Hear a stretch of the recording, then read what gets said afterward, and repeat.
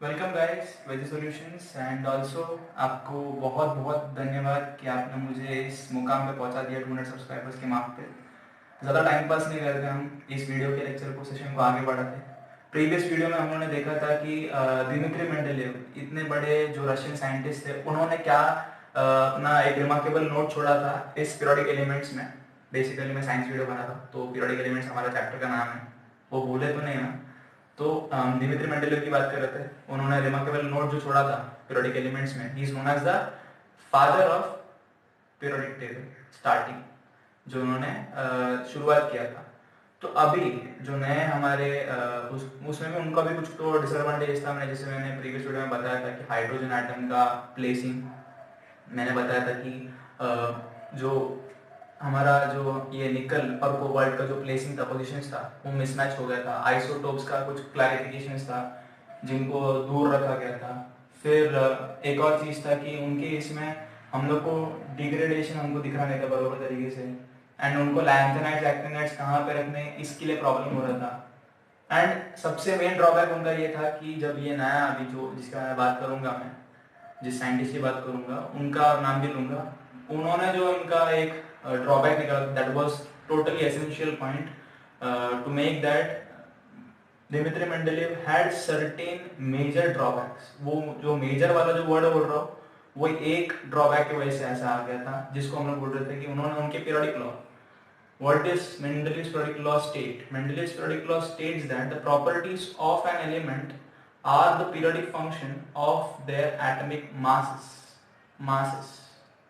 यहाँ पे ये चीज बदल जाता है दोस्तों। अभी नया चीज आता है दैट इज एटॉमिक नंबर। ये दो कॉन्सेप्ट के बारे में मैंने अपने इंट्रोडक्शन वीडियो में दिया था कि what is an atomic mass number of an element and what is an atomic number of an element. ये दो चीज मैंने बता दी है। चलो एटॉमिक नंबर कहाँ से शुरुआत हुई, किसने उसको ढूंढा, उन सब के बारे में हम लोग इस वीडियो में पढ़ेंगे। So let's begin.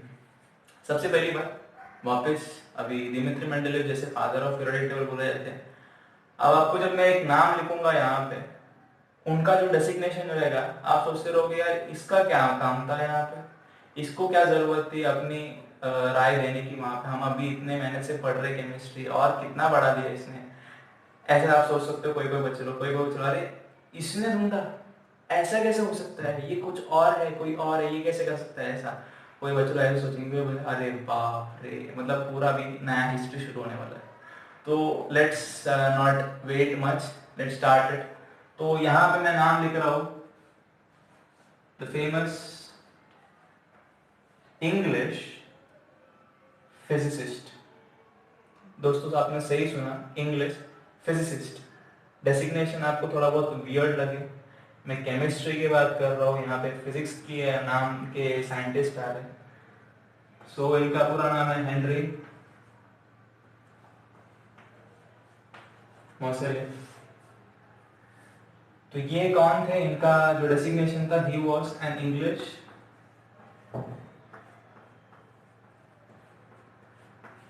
Physicist.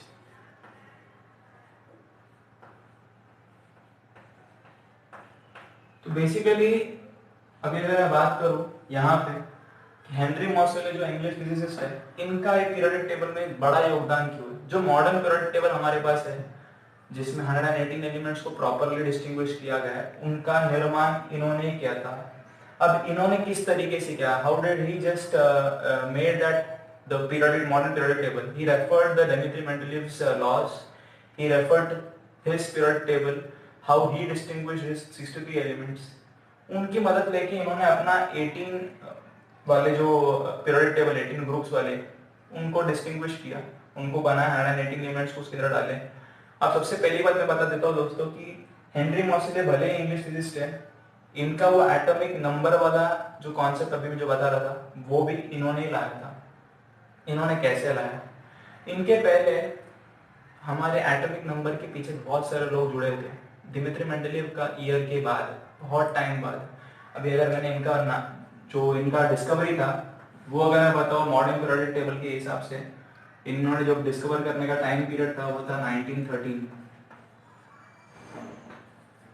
And Mendeleev जो थे उनका जो निर्माण करने का टाइम था दैट वाज 1864। सो देखो कितना आगे गया, कितना टाइम लगा एक नया पीरियोडिक टेबल जिसमें कोई प्रॉब्लम ना हो उसको जनरेट करने में। इतने टाइम पीरियड में जो साइंटिस्ट लोग थे, they were after the atom. Atom में इलेक्ट्रॉन्स, फोटॉन्स, न्यूट्रॉन्स, ये सब क्या काम कर रहे हैं, इनसे हमें क्या मिल सकती है, वाई आर न्यूट्रॉन्स। न्यूट्रॉन्स का जन्म हुआ। न्यूट्रॉन्स नए एक क्वांटिटी है, मतलब उनको ऐसा लगा, पहले सबको लगता था कि सिर्फ प्रोटॉन्स और इलेक्ट्रॉन्स सिर्फ होता है एक एटम में। फिर एक जन आए, साइंटिस्ट आए, उन्होंने न्यूट्रॉन्स का भी एक नया चीज ढूंढा। किसी ने बताया कि इलेक्ट्रॉन्स डिविएट करते, किसी ने इलेक्ट्रॉन्स के बारे में ज्यादा डिस्कवरी की। So who were they?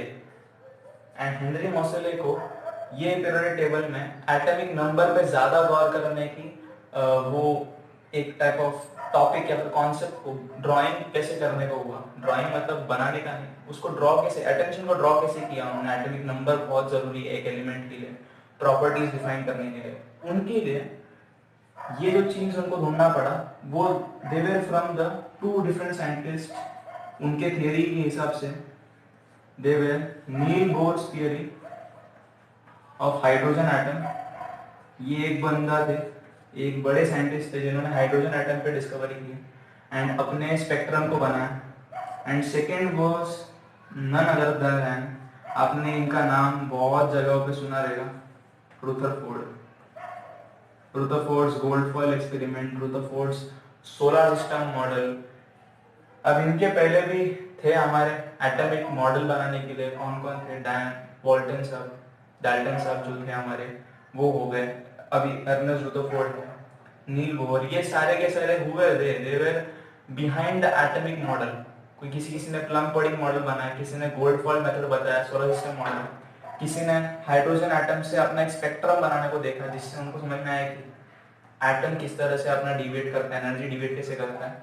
So from these scientists, Henry Moseley came into a declaration that atomic number was the main important part of an element which decides the properties or the character of an element। जो Dmitry Mendeleev साहब का जो वो definition था, statement था, law का statement जो था उनका, कि the properties of an element are the periodic function of their atomic masses, it was changed by him, stating it as the properties of an element are the periodic function of their particular atomic number।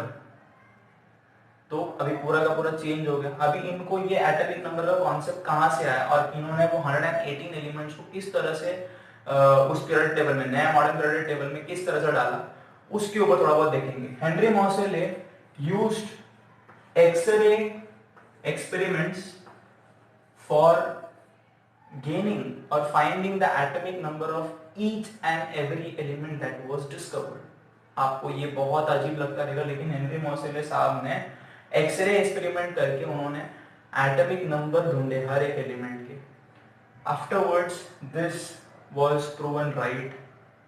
He rose in his theory and his statement जो मैंने पहले बताया था, properties of an element are periodic function of their atomic number, वो सिद्ध हो गया। इसके बाद उनका काम क्या था, इन्होंने मॉडर्न पीरियोडिक टेबल को जन्म दिया by various different experiments. X-ray हो गया हमारा, अगर मैं फिजिक्स की लैंग्वेज में बोलूँ, बहुत सारे नए नए फोर्स के थे, कुछ एटॉमिक मॉडल्स के बारे में थे, बहुत सारे थे, स्पेक्ट्रम, अगर मैं बात करूँ डिस्पर्शन, ये सारे के सारे जो कॉन्सेप्ट्स थे उनको सबको रख के उन्होंने एक क्लॉज में आया कि atomic number decides the properties of an element. अभी इसके बाद इनके पीरियोडिक टेबल में ऐसा क्या चीज था जो सबसे अलग था? ही एक्सटेंडेड, क्योंकि 118 एलिमेंट्स मुझे डालना है, तो उन्होंने एक्सटेंड किया पीरियोडिक टेबल को कुछ इस तरह से, शायद तुम्हारे टेक्स्ट बुक में दिखता रहेगा एक अलग तरीके से।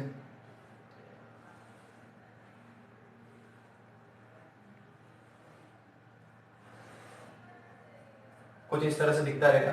अब don't worry all the students, मैं इस पीरियोडिक टेबल के पीछे मैं आपको एक वीडियो बनाऊंगा जिसको मैं ग्लोबल कंटेंट के हिसाब से बताऊंगा, जहाँ पे मैं बताऊंगा कि पीरियोडिक टेबल को किस तरह से याद किया जा सकता है एंड वहां पे वो एलिमेंट्स को रखने की क्या जरूरत थी वो भी मैं बताऊंगा।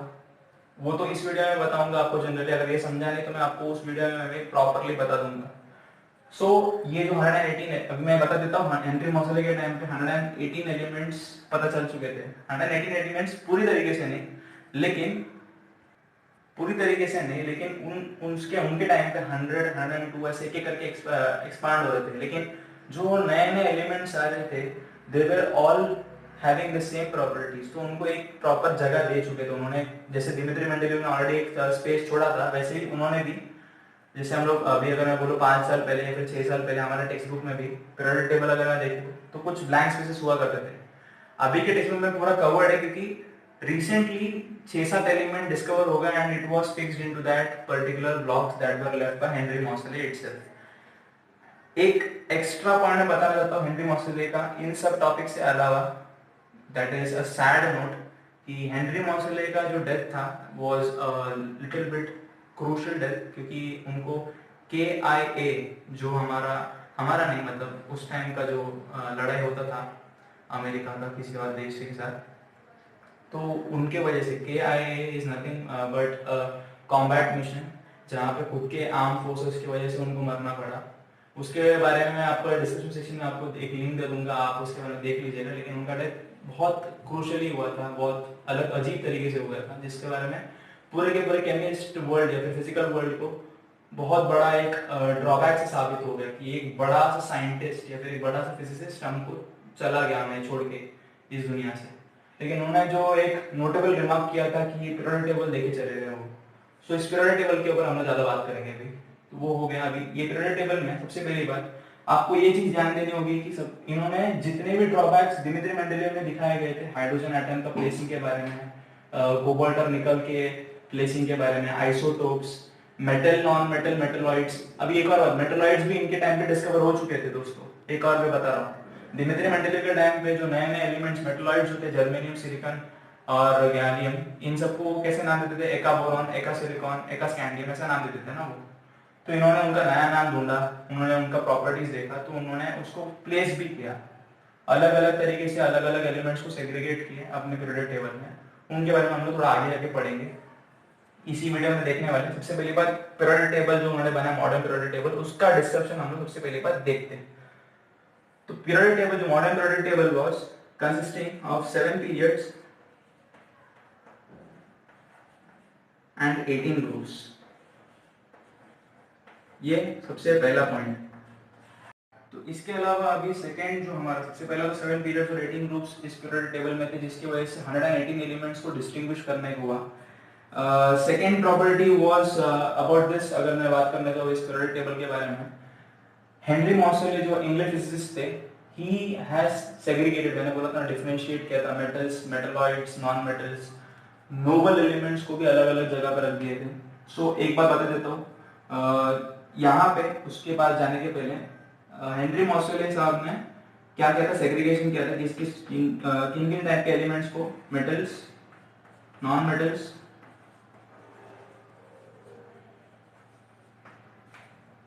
नोबल एलिमेंट, जिसको हम लोग इनर्ट गैसेस या फिर इनर्ट एलिमेंट भी बोल सकते हैं, नोबल गैसेस भी बोलो तुम लोग चलता है, कोई प्रॉब्लम नहीं है। Noble gases consist of helium, neon, argon, krypton, xenon, radon. ये सब जो एलिमेंट्स इतना फटाफट मैंने बोला, इसके बारे में हम लोग देखेंगे उस वीडियो में जो मैं बताने वाला हूँ सिर्फ पीरियोडिक टेबल के ऊपर। मेरे को भी ये इतना याद होने की वजह से कि मैंने एक ट्रिक लगाया वहाँ पे, जहाँ पे मैं एक चीज़ को मैं उस तरीके से पढ़ता हूँ। तो वो ट्रिक मैं आपको दूंगा ताकि आपको एग्जाम के टाइम पे, बेसिकली अगर मैं बात करूँ क्रिप्टन तक जितने भी एलिमेंट्स देंगे उतने ही आपको एग्जाम पे आते हैं। उस उनके अंदर जितने भी एलिमेंट्स रहते हैं, मतलब क्रिप्टन तक जितने भी पीरियोडिक टेबल में एलिमेंट्स है, उन्हीं एलिमेंट्स के बारे में आपको क्वेश्चन आता है। बट आपको 11th-12th में, आपको अगर साइंस लेना है, आपने साइंस लिया है, तो आपको पूरा का पूरा पीरियोडिक टेबल याद रहना चाहिए। तो उसके लिए मैं एक बेसिक एक तरीका बताऊंगा। एंड दूसरी बात, यहाँ पे आपको जब पीरियोडिक टेबल आप जब शुरू करोगे गिनने के लिए, आप you will not go bye group, column wise आप गिनोगे नहीं, सॉरी, आपको ऐसा हॉरिजॉन्टली गिनना पड़ेगा। मतलब हाइड्रोजन के बाद हीलियम, हीलियम के बाद लिथियम, ऐसा आपको जाना पड़ेगा। तो उसके बारे में हम लोग देखेंगे। यहाँ पे अभी उसने, हेनरी मॉसले साहब ने metals, non metals, noble gases और मेटलॉइड्स को सेग्रीगेट किया था। अभी इनके बारे में और बताने को जाऊँ तो मैं अगर पीरियोडिक टेबल के बारे में और एक चीज था कि Henry Mauchly, in order to distinguish metal, non-metals, noble gases and metalloids from each other, he had kept certain different blocks. Different blocks की अगर मैं बात करूँ तो पीरियोडिक टेबल में डिफरेंट ब्लॉक्स अगर है तो 4 ब्लॉक्स थे। एंड एक और बात, पीरियोडिक टेबल सिर्फ इतना ही नहीं था हमारा, इसके नीचे एक और अभी नया उन्होंने ऐड किया था, लैंथेनाइड्स एंड एक्टिनाइड्स, जो 14 मतलब अगर मैं बात करूँ 28 एलिमेंट्स यहाँ पे ही है, बाकी के जो रिमेनिंग एलिमेंट्स है हमारे 118 में से वो ऊपर की तरफ है। एंड दीज बोथ 14 रोज वाला जो पीरियड वाला जो एलिमेंट्स है लैंथेनाइड्स एंड एक्टिनाइड्स जिसको मैं बोल रहा हूँ, these elements had a close resemblance to the elements that were belonging to the upper block। तो ब्लॉक्स की बात करो, डिफरेंट ब्लॉक्स जो है, सबसे पहला ब्लॉक है एच ब्लॉक, फिर आता है पी ब्लॉक, फिर आता है डी ब्लॉक, फिर एफ ब्लॉक। दोस्तों हर ब्लॉक का अपना अपना एक स्पेसिफिक प्रॉपर्टी भी है, वो भी आपको याद रखना है, वो मैं बताऊंगा अभी के अभी। एस ब्लॉक जो है इट कंटेन्स ओनली 2 ग्रुप्स। सबसे पहले मैंने बताया था कि 7 पीरियड्स और 18 ग्रुप्स में डिवाइड किया गया था पीरियोडिक टेबल को, मॉडर्न पीरियोडिक टेबल को। तो फर्स्ट जो 2 ग्रुप थे 1 और 1A, आपके टेक्स्ट में आप देख सकते हो 1 और 1A वाला जो ग्रुप है, उन दोनों ग्रुप का सबसे पहला जो ग्रुप है यहाँ पे हाइड्रोजन वाला पहला एलिमेंट है, वहां पे उसको बोल रहे थे अल्कलाइन मेटल्स। एंड सेकेंड वाले को बोलते थे, सेकेंड जो ग्रुप है उसको एक नाम दिया था अल्कलाइन अर्थ मेटल्स।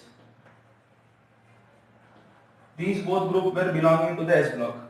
दोस्तों एक बात आपको बहुत नोटिफिकेशन देनी पड़ेगी कि दोनों जो ग्रुप्स है जो इसके अंदर हम देख रहे हैं alkaline metals and alkaline earth metals, ये दोनों का खुद का एक बेसिक डेफिनेशन भी है। अल्कलाइन मेटल्स जो ये मेटल्स यहाँ पे जो पहले ग्रुप में दिखाए गए थे, they are totally efficient in forming hydride, particular hydrides, मतलब best hydrides and best oxides. Hydroxide वाला जो एलिमेंट्स उनको जो मिलता है NaOH, KOH, ये सब आपने सुना रहेगा, पोटेशियम हाइड्रोक्साइड, सोडियम हाइड्रोक्साइड, या फिर अमालगम, सोडियम अमालगम, ये सारे के सारे जो एलिमेंट्स है वो एलिमेंट कहाँ के, Na, L, H, ये सारे के सारे पहले ग्रुप के। So they are best in preparing oxides, hydroxides and hydrides. Alkaline earth metals, अभी नाम से आपको पता रहेगा अर्थ बोल रहे हैं, मतलब ये मेटल्स जो है they are discovered from the earth's crust. अभी आगे बढ़ते हैं, एस ब्लॉक में ये दो ही है, अल्कलाइन मेटल्स और alkaline earth metals. Moving towards P block, मैं इस तरह से इसलिए याद रखता हूँ क्योंकि आपको भी एक डिफाइंड तरीका मिल सके, दोनों का रिजेम्बलेंस भी है, इसलिए मैं उनको साथ में लेकर आऊँ। अभी आपको दिखाई देगा कि पी ब्लॉक में एक्चुअली इसका जो डेसिग्नेशन यहाँ पे दिखाया गया है वो थोड़ा दूर है एस ब्लॉक से। एस ब्लॉक यहाँ तक ही है। P block contains this part, ये पी ब्लॉक वाला जगह है, ये एस ब्लॉक वाला जगह है, एंड ये D and this is nothing but F. But यहाँ पे मैं एस के बाद डायरेक्ट पी में गया, वो क्यों है वो भी बताऊंगा मैं। अब पी ब्लॉक की अगर मैं बात करूँ, it has such a mystery and such a remarkable thing that कि यहाँ पे एक ग्रुप जो आखिरी वाला जो ग्रुप है 18th ग्रुप, लास्ट जो ग्रुप है, लास्ट ग्रुप जिसकी मैं 18 ग्रुप से अभी जो 2 ग्रुप चले गए, पी ब्लॉक में जो आखिरी वाला ग्रुप है, एकदम आखिरी वाला 18th ग्रुप, वो सिर्फ स्पेसिफिकली नोबल गैसेस के लिए बनाए गए हैं, जिसमें पूरे के पूरे helium, neon, argon, xenon, krypton, radon, ये सारे के सारे जो नोबल गैसेस हैं, they are all present in this group itself. And P block starts from 13th group and it extends up to 18th group, ये आपको याद रखना पड़ेगा। यहाँ पे हमारे हैलोजन वाले भी आते हैं, मेटलॉइड्स वाले भी आते हैं, मेटल्स वाले भी आते हैं। तो इन तीनों को उन्होंने अभी सेग्रीगेट कैसे कर दिया, मैंने एक तो बता दिया कि सेग्रीगेशन नोबल गैसेस था किस तरह से हुआ था, अलग से एक ग्रुप बना दिया था। इसके अलावा पी ब्लॉक में एक और मिस्ट्री था, पी ब्लॉक में एक जिगजैग अमाउंट ऑफ लाइन था। इस जिगजैग लाइन के उस पार, मतलब in the right hand side where non metals, आपको याद रखना है, जिगजैग लाइन के उस तरफ, राइट हैंड साइड की तरफ where non metals. Zigzag line के जगह पे जो लाइन है, जिसकी जो यहाँ पे एक एलिमेंट रहेगा, यहाँ पे, ये जो लाइन के ऊपर जो एलिमेंट्स है दे वर मेटलॉइड्स, एंड जो इधर लेफ्ट हैंड साइड में है they were metals. Means metals and non metals were differentiated in the P block by using a zigzag line. Zigzag line में कौन थे दोस्तों, मेटलॉइड्स थे। ये आपको एक मिस्ट्री थी, मैंने बता दिया ये चीज। एंड इसके अलावा 13 टू 18 एलिमेंट्स मैंने बता दिया। अभी 13 टू 18 में से 18 का तो नाम दे दिया मैंने, जिसको बोलते हैं हम लोग नोबल गैस। 13 में भी एक नाम दिया था जिसको एक फैमिली बोलते हैं हम लोग। उसकी इधर से हम लोग शुरुआत करेंगे तो बोलेंगे oxygen family, nitrogen family, chlorine family, hydrogen जिसको बोल सकते हैं हम लोग, ऐसे जा रहा था। इसके अलावा दोस्तों अभी पी ब्लॉक और एस ब्लॉक दोनों का रिसेंबलिंग फैक्टर एक जगह पे आता है। Both blocks are called as noble element block, मतलब नोबल नहीं बोल सकते इनको, they are called as normal elements group. अब नॉर्मल और अबनॉर्मल तो मैं ऐसे बात नहीं कर रहा हूँ, यहाँ पे मेंटल स्टेट या फिर अबनॉर्मल स्टेट की बात नहीं कर रहे, लेकिन नॉर्मल स्टेट मींस व्हाट दोस्तों, एस ब्लॉक और पी ब्लॉक में जो एलिमेंट्स है, एक्सेप्ट पी ब्लॉक के जो 18 ग्रुप है उसको छोड़ के, एस ब्लॉक और पी ब्लॉक में जितने भी एलिमेंट्स हैं हमारे 13 टू 18 हो या 1 और 2 ग्रुप में जितने भी एलिमेंट्स हैं, these elements have their outermost orbit completely filled or having one or two जो उनके ऑर्बिट्स रहते हैं, दे आर इनकम्प्लीटली फिल्ड। मतलब समझो, अभी अगर एग्जांपल दूं, मैं अगर एस ब्लॉक की एग्जांपल दूं सोडियम की, तो सोडियम का एटॉमिक नंबर दोस्तों 11 है। तो एटम बनाया मैंने जिसमें न्यूक्लियस है सबसे बीच में, फिर के ब्लॉक, के शेल, फिर एल 2, इसका इलेक्ट्रॉनिक कॉन्फ़िगरेशन 281 ही आपको याद रहेगा, 9 आपने सीखा था, 2 8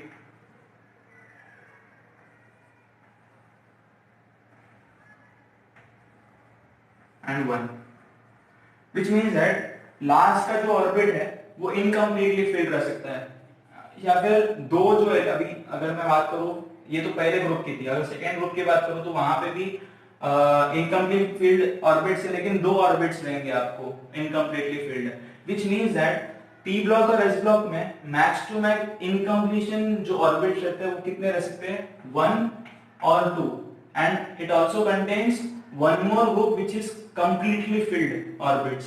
वो कौन सा ग्रुप है, 18th ग्रुप दोस्तों। तो ये प्रॉपर्टीज मैंने बता दी है, एंड दोनों जब ब्लॉक्स में आप देखोगे तो यही आपको दिखाई देगा, इसीलिए उन दोनों को नॉर्मल एलिमेंट्स कहा जाता है। अब डी ब्लॉक की तरफ हम लोग बढ़ते हैं, जो बीच का जो एक पार्ट है डी ब्लॉक इस पीरियोडिक टेबल में, इसको डी ब्लॉक देने के लिए नाम इसलिए कहता है क्योंकि they contain degenerate orbitals, they are also known as transition elements. ये अपने जो प्रॉपर्टीज उसमें ट्रांजिशन दिखाते रहते हैं, चेंजेस दिखाते रहते हैं। एंड डीजेनरेट ऑर्बिटल्स बोलूंगा तो बहुत सारा फीचर्स है इसमें, अभी आपको छोटी तरीके से बता नहीं सकता because they are for the basics, आप बेसिक पढ़ रहे हो, लेकिन जब साइंस की स्ट्रीम में आप जाओगे 11th 12th में, वहां पे आपको डीजेनरेट ऑर्बिटल्स, ट्रांजिशन एलिमेंट्स के बारे में ज्यादा सीखने को मिलेगा, जहां पे आप x y, y z, x z ऐसे वाले ऑर्बिटल्स के बारे में पढ़ोगे, even x square y square वाले भी ऑर्बिटल्स के बारे में पढ़ोगे। अभी ऑर्बिटल्स का भी टाइप्स बहुत सारे हैं, spin quantum number, quantum number क्या होता है, प्रिंसिपल क्वांटम नंबर क्या होता है, इन सब के बारे में आप जानोगे। बट बेसिकली अगर मैं बात करूं, डीजेनरेट ऑर्बिटल्स है ये D block, and they contain max to max 3 to 4 incomplete orbits. उनके जो ऑर्बिट, जो शेल रहते हैं वो 4 या फिर 3 इनकम्प्लीट रहते हैं। मतलब अभी इनकम्प्लीशन का मतलब क्या, यहाँ पे भी देखो एक ही इलेक्ट्रॉन था, बट कितने रहने चाहिए, 8 इलेक्ट्रॉन्स रहने चाहिए, तो अभी 8 है नहीं है, यहाँ पे एक ही इलेक्ट्रॉन है, तो कितने इनकम्प्लीट है, 7 electrons are not there, hence it is an incomplete shell. Similarly यहाँ पे भी आपको दिखाई देगा इनकम्प्लीट ऑर्बिट्स वाले जो एलिमेंट्स देंगे, but their incompletion state is 3 to 4, 3 या फिर 4 जो ऑर्बिट्स रहेंगे वो इनकम्प्लीट रहेंगे। वो क्यों रहेंगे वो भी बताऊंगा मैं, जो ग्लोबल कंटेंट में बनाऊंगा उस जगह पे। And last but not the least, F block. F block is separate block which is separated from the main periodic table, इसका मैंने बता दिया था। एंड यहाँ पे सबसे पहली बात अगर मैं डिस्क्लोज करूँ, it is also known as 7th period, इनको एक और नाम दिया 7th पीरियड एलिमेंट्स। 7 पीरियड्स है ना दोस्तों, तो 7th पीरियड एलिमेंट्स में ही आते हैं। Periods are nothing but the horizontal rows and groups are nothing but the columns, वो आपको बेसिकली याद रहना पड़ेगा। तो एफ ब्लॉक को एक और नाम दिया जाता है, that is nothing but inner transition elements. Inner transition elements इसलिए कहा जाता है क्योंकि these elements closely resemble to the elements that are in the upper block, ठीक है। And these the F block contains 2 different type of elements which is named from lanthanides and actinides. Lanthanides का जो ये जो पहला block है इसको lanthanides बोलते हैं, सेकंड जो ब्लॉक है उसको एक्टिनाइड्स बोलते हैं। बेसिकली दोस्तों ये दोनों नाम आने का मेन वजह ये था क्योंकि यहाँ पे जो 14 एलिमेंट्स है उनका स्टार्टिंग लैंथेनम से होता है La, और यहाँ पे एक्टिनाइड नाम इसीलिए है क्योंकि यहाँ पे सबसे स्टार्टिंग एलिमेंट जो है एक्टिनियम है, एंड यहाँ पे जो एलिमेंट्स है उनका स्टार्टिंग एटॉमिक नंबर 71 है एंड 291, एंड आफ्टरवर्ड्स 92 से लेके जितने भी 118 एलिमेंट्स है उनका सेकंड एक्टिनाइड्स में आता है। सो ये मैंने आपको एक डिस्टिंग्विशन बता दिया, आपको ये अच्छा लगा रहेगा, ऐसा लगता मुझे। अभी इसके आगे जाते हैं हम लोग। मॉडर्न पीरियोडिक टेबल का इतना तो मैंने बेसिक आइडिया दे दिया, सारे के सारे जो मेन पार्ट्स है तो मैंने बता दिए हैं। इसके अलावा सिर्फ ये वीडियो में एक और चीज बताना चाहता हूँ, वो है उसका valency of N atomic number. सबसे इंपॉर्टेंटली आपको याद रखने वाली कॉन्सेप्ट है अगर दोस्तों, जहाँ पे बच्चे लोग बहुत गलतियां करते हैं। I have sawn many papers, I have seen each and every student making a mistake to find the valency of an element, तो वो आपको बहुत याद रखनी पड़ती है। अभी एक और बात मैं बताता हूँ, एक और last but not the least, ये जो चीज है वैलेंसी पे मैं आऊंगा, बट पीरियोडिक टेबल में एक बार बता देता हूँ। मेटल्स जितने भी है वो पीरियोडिक टेबल में लेफ्ट की तरफ है, नॉन मेटल्स जो भी है वो जिगजैग लाइन यानी राइट साइड में जिगजैग लाइन के उस तरफ, एंड जिगजैग लाइन में कौन सा है, मेटलॉइड्स है। आप ये जो 13 वाला की जो जिगजैग लाइन है इसके तरफ से जितने भी एलिमेंट्स है ये सारे के सारे मेटल्स है, एंड जिगजैग लाइन के उस पार जो यहाँ पे जो एलिमेंट्स है they are non metals, and ये वाला तो आपको पता है कि ये इनर्ट एलिमेंट्स है। लैंथेनाइड्स एक्टिनाइड्स वही मैंने बता दिया। अब वैलेंसी पे जाते हैं, वैलेंसी लास्ट टॉपिक है इस वीडियो के लिए। तो वैलेंसी दोस्तों, वैलेंसी के ऊपर हम ज्यादा बात करेंगे, छोटा सा टॉपिक है लेकिन बहुत इंपॉर्टेंट टॉपिक है। वैलेंसी मींस व्हाट दोस्तों, valency is nothing but the total number of electrons that is present in the outermost orbit of an element। अभी ये देखो सोडियम का आउटरमोस्ट अगर मैं बात करूं सबसे बाहर वाला ऑर्बिट यही है, इसमें कितने इलेक्ट्रॉन्स है दोस्तों, एक ही है, तो इसका वैलेंसी क्या होगा 1। ऐसे ढूंढते हैं। अभी एक बात यहाँ पे एक और बात बना जान दो, मेटल्स और नॉन मेटल्स में फर्क। मेटल्स का जो वैलेंसी स्टेटस है वो 0 to 4 इंक्रीज होगा, एंड नॉन मेटल्स का जो वैलेंसी स्टेटस है वो डिक्रीज होता है 4 to 0। As we go from left to right the valency increases from 0 to 4 and decreases from 4 to 0। ये दोनों का मैंने बता दिया कैसे करके। मेटल से जब आप रहोगे 0 to 4 एंड जब नॉन मेटल की तरफ आप जाओगे पहला जब एलिमेंट आएगा तो 4 से लेके 0 में आ जाएगा वो, ये आपको याद रखना पड़ेगा। एंड ये कैसे आता है वो भी मैं दिखाऊंगा। सबसे पहली बात ये तो आ गई एक वैलेंसी। समझो अभी अगर मेरे पास सोडियम की जगह पे मैं अगर कोई और अगर मैं बता रहा हूँ 2 वाला जो एलिमेंट रहेगा, तो अगर 2 इलेक्ट्रॉन है which means that it is specifying the second group वाले एलिमेंट्स। तो 2 एलिमेंट्स आ गए, 2 इलेक्ट्रॉन्स आ गए मेरे लिए, तो 2 इलेक्ट्रॉन्स अगर रहेंगे मेरे को तो उस टाइम दोस्तों कितना वैलेंसी रहेगा 2। ऐसे 3 रहेगा तो 3, 4 रहेगा तो 4, लेकिन 4 के ऊपर नहीं जाएगा दोस्तों। 4 तक अगर है मतलब वो मेटल्स तक पहुंच गए, एंड अब वो नॉन मेटल्स की तरफ, मतलब ये 4 जो कैटेगरी है they are also known as metalloids, यही बता देता हूं मैं। अब इसके आगे जब वो जाएगा नॉन मेटल्स की तरफ तब आपको एक बात याद रखना है मेटल्स और नॉन मेटल्स की प्रॉपर्टीज के बारे में। Metals donate their electron to gain electropositive charge, वो अपना इलेक्ट्रॉन डोनेट करते हैं, and non metals receive an electron in order to gain electronegative charge. तो जो वो रिसीव करेंगे नॉन मेटल्स जो रिसीव करेंगे वो उनका वैलेंसी रहेगा, एंड जो मेटल्स अपना इलेक्ट्रॉन देते हैं डोनेट करते हैं वो उनका वैलेंसी रहेगा। इसके बारे में हम लोग अगली वीडियो में वापस देखेंगे, बट आप इतना याद रखो कि वैलेंसी जो है it is nothing but the total number of electrons present in the outermost shell of an element. क्या आपको समझा रहेगा? जो हमने अभी तक बताया मॉडर्न पीरियोडिक टेबल में क्लियर रहेगा ऐसा मुझे लगता है। नेक्स्ट वीडियो में हम लोग को सिर्फ इतना ही देखना है कि what are halogen elements, metallic character क्या है, नॉन मेटालिक कैरेक्टर क्या है, वैलेंसी कैसे डिस्टिंग्विश करते हैं, and last but not the least अगर मैं बात करूं तो मुझे सिर्फ इतना बताना है कि 13 to 18 ग्रुप के इसमें क्या नया मिस्ट्रीज है, एंड कैसे पीरियड्स और ग्रुप्स एक दूसरे से वेरी करते हैं, पीरियड्स किसको नोटिफाई करते हैं, ग्रुप्स किसको नोटिफाई करते हैं। That's it. इससे ये चैप्टर कंप्लीट होगा, एंड इसका एक रिकैप वीडियो में मैं सिर्फ एक पीरियोडिक टेबल के ऊपर एक ग्लोबल कंटेंट बताऊंगा। एंड दोस्तों एक और बात मुझे बतानी है, जो मेरा रिकैप वीडियो रहेगा वो उसको मैं रिकैप जैसे मैं लिखूंगा नहीं, it will be just stating, उसका जो टाइटल रहेगा मैं अब तक डिसाइड नहीं किया, बट वहाँ पे टाइटल में मैं रिकैप नहीं डालूंगा क्योंकि it is just taking just periodic table, modern periodic table के मैं बताऊंगा मैं सिर्फ कैसे पढ़ना है, कैसे कितने एलिमेंट्स देखने हैं, किस तरह से उसको याद करना है, ये सब के बारे में। एंड उनका सेग्रीगेशन तो मैंने अभी बता दिया किस क्यों किया है, किस तरह से किया है। तो इस चीज़ को मैं ज़्यादा डिटेल में बताऊंगा उस जगह पे, आपको वापस रिवाइज करवा दूंगा वहाँ पे। And last but not the least, ये जो मैं वीडियो बनाऊंगा it will be mostly in English, तो थोड़ा बहुत प्रॉब्लम होगा, लेकिन फिर भी मैं नॉर्मल इंग्लिश को देखूंगा, ज़्यादा ब्रॉड या फिर एक्सटेंडेड इंग्लिश को नहीं लूंगा मैं, क्योंकि ये मुझे ग्लोबली पब्लिश करना है इसीलिए।